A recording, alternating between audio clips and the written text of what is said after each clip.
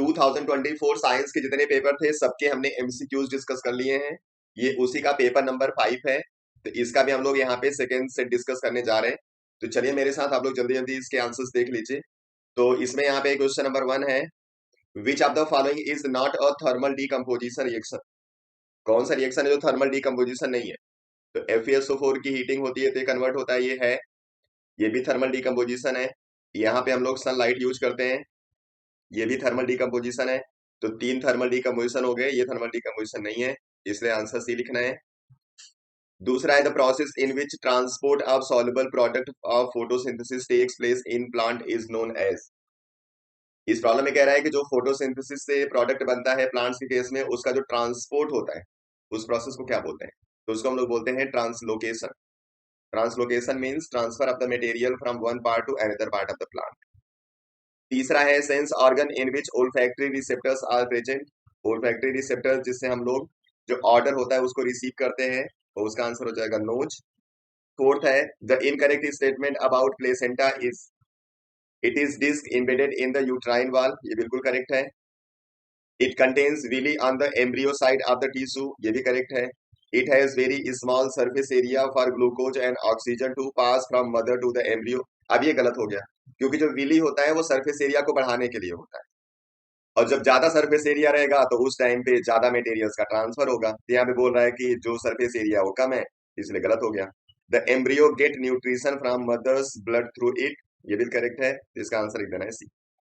Fifth है, which of the following is a redox reaction but not a combination. मतलब redox होना चाहिए लेकिन तो कॉम्बिनेशन नहीं होना चाहिए। ठीक है, कॉम्बिनेशन नहीं होगा मतलब कि प्रोडक्ट एक से ज्यादा आना चाहिए। तो यहाँ पे एक प्रोडक्ट आ रहा है कॉम्बिनेशन, एक प्रोडक्ट कॉम्बिनेशन, एक प्रोडक्ट कॉम्बिनेशन, दो प्रोडक्ट, ये कॉम्बिनेशन नहीं होगा, डी लिख देना है सही। 6, the salt present in tooth enamel is. जो टूथ इनेमल होता है वो होता है बहुत ज्यादा हार्ड, और उसको हार्ड बनाता है कैल्शियम फास्फेट, इसलिए आंसर ए करेक्ट होगा। 7th, identify an involuntary action from the following. Involuntary actions are all those actions which are not regulated by the brain.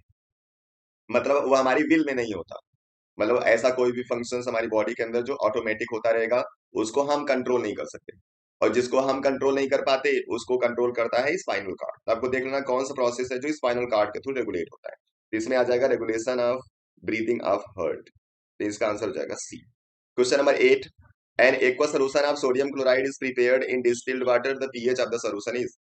जो सोडियम क्लोराइड है ये सॉल्ट है जिसमें एसिड यूज हो रहा है HCl, और बेस यूज हो रहा है NaOH। ये strong acid strong base, strong acid strong base का जो सॉल्ट होता है वो न्यूट्रल होता है, और जब न्यूट्रल होगा तो पीएच इसका होगा 7। Question number 9, a metal x is used in thermite process. Thermite process में यूज होता है एल्युमिनियम, ये एल्युमिनियम होगा।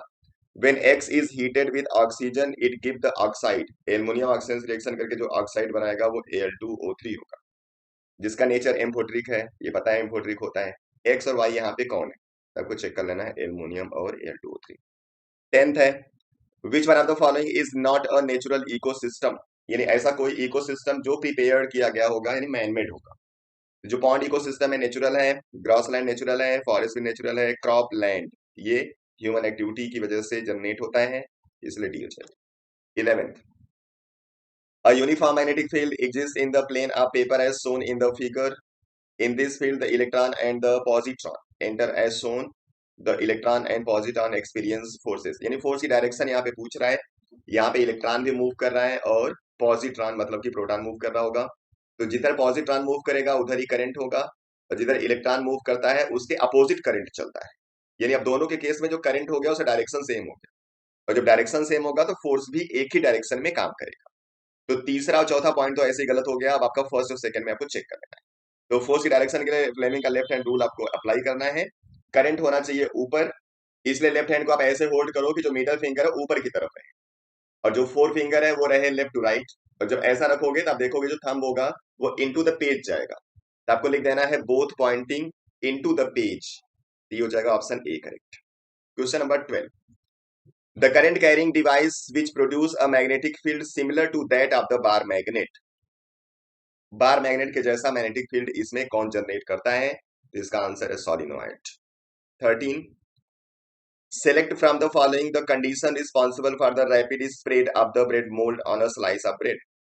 Formation of large number of spores, ये चलेगा, ज्यादा स्पोर्स बनता है इसलिए इसका जो स्प्रेड होता है वो रैपिड होगा। Presence of moisture and nutrients, जब मॉइस्चर प्रेजेंट होता है तो उस कंडीशन में उसको न्यूट्रिएंट इनटेक करना आसान हो जाए और बड़े आसानी से वो न्यूट्रिएंट्स को लेता रहेगा, इसलिए यहाँ पे भी रेट हाई रहेगी, तो ये भी इसको सपोर्ट करेगा। टेम्परेचर का और प्रेजेंस ऑफ हाइफा का कोई मतलब है नहीं, आपको फर्स्ट और सेकंड चेक कर लेना है, आंसर हो जाएगा ए। 14, how will the image formed by a convex lens be affected if the upper half of the lens is wrapped with a black paper? मतलब आपके पास कॉन्वेक्स लेंस है, इससे इमेज फॉर्मेशन करना है, लेकिन हाफ पार्ट को आपको ब्लैक पेपर से रैप कर देना है। और जब ऐसा करते हो तो जो इमेज बनेगा उस पर कोई इफेक्ट नहीं पड़ेगा, बस उसकी जो ब्राइटनेस है थोड़ी सी कम हो जाती है, इमेज भी पूरा बनता है। यहाँ पे देख लो, जहां पे लिखा होगा ब्राइटनेस उसकी कम हो जाएगी, वही आंसर होता है, तो इसका आंसर आपको लिख देना है सी। 15, the phenomena of light involve in the formation of rainbow. Rainbow के लिए डिस्पर्सन, रिफ्रैक्शन और टोटल इंटरनल रिफ्लेक्शन होना चाहिए। अगर टोटल इंटरनल रिफ्लेक्शन नहीं होगा तो केवल इंटरनल रिफ्लेक्शन आप लिख देना। यहाँ पे टोटल इंटरनल रिफ्लेक्शन दिख रहा है, लेकिन साथ में स्कैटरिंग भी लिखा हुआ है, और स्कैटरिंग तो होता नहीं है, इसलिए ये ऑप्शन चलेगा नहीं। अब बी और सी में आप देख लीजिए, refraction, dispersion, internal reflection, reflection या रिफ्लेक्शन नहीं होना चाहिए, रिफ्लेक्शन होना चाहिए, इसलिए ऑप्शन बी करेक्ट कर देना। 16, the colour of the light for which the refractive index of the glass is minimum. अगर रिफ्रैक्टिव इंडेक्स मिनिमम होगा तो उसका जो डिफ्लेक्शन होगा बड़ा कम होगा, और जब डिफ्लेक्शन कम होगा तो वो स्ट्रेट लाइन पाथ पे ज्यादा डिस्टेंस तक जाएगा, तो सबसे ज्यादा डिस्टेंस तक मूव करने वाला रेड कलर है, इसलिए इसका आंसर होगा रेड।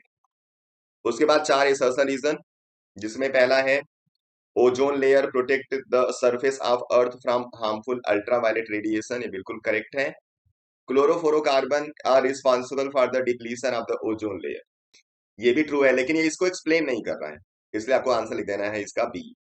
18 है सम वेजिटेबल ऑयल्स आर हेल्थी, ये बिल्कुल ट्रू है, वेजिटेबल ऑयल्स हेल्दी होता है वेजिटेबल घी के कंपेयर में।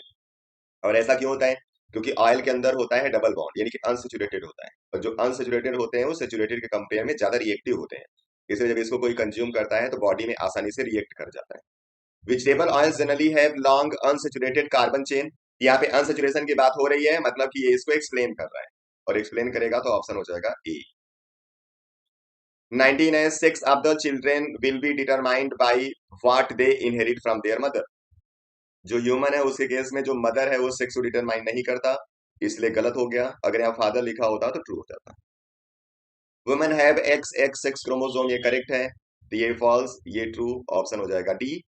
Question number 20, electrons move from lower potential to higher potential in a conductor, ये बिल्कुल करेक्ट है, और जब इलेक्ट्रॉन लोअर से हायर की तरफ मूव करता है तो उसी कंडीशन में जो करंट होता है वो हाई से लो की तरफ चलता है, मतलब पॉजिटिव टर्मिनल से नेगेटिव टर्मिनल की तरफ, ठीक है, ट्रू हो गया। A dry cell maintain electric potential difference across the end of the conductor, ये भी ट्रू है, लेकिन इसका इसके साथ कोई रिलेशन नहीं है, इसलिए ऑप्शन आपको लिख देना है बी। ये हो गए ऑब्जेक्टिव प्रॉब्लम्स इसके। नेक्स्ट वीडियो में फिर हम आएंगे कुछ और प्रॉब्लम के साथ, आप लोग पढ़ते रहिए, अपना ख्याल रखिए, कल आपका पेपर है, आपके पेपर के लिए best of luck, thank you.